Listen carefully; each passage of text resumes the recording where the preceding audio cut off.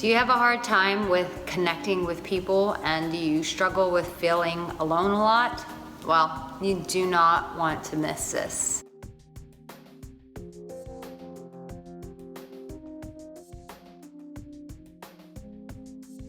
If you don't know who Arica Angelo is, well, I am the founder and CEO of the Ericka Angelo Intimacy Experience. In my work that I do with intimacy, the one thing that I see and I hear a lot from people is how alone a lot of people are feeling. And most of the time, people are feeling alone because they just don't know how to connect with the people around them. Is that you?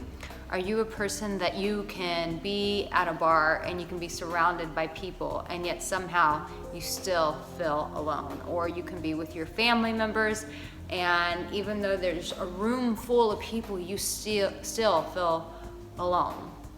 Well, you're not alone because a lot of people are struggling with this now more than ever. Even though we have so many ways to engage and connect with one another through social media, instead of using that to actually facilitate real connection in day-to-day life, we're using it to hide behind. I mean, we all do it. I do it. If I feel uncomfortable in a situation, what do?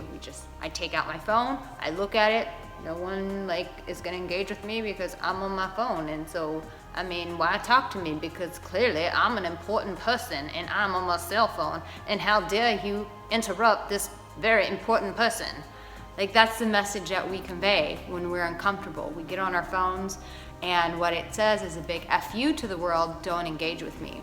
But really, if you just stopped and realize that that connection, that someone actually coming and engaging with you is really what you need. It's really what you're crying out for. I always tell people, if you have a problem with something, just speak directly to the problem. So many times we talk around stuff.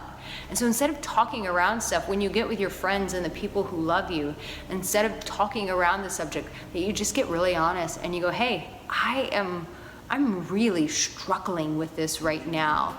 I really need connection with people.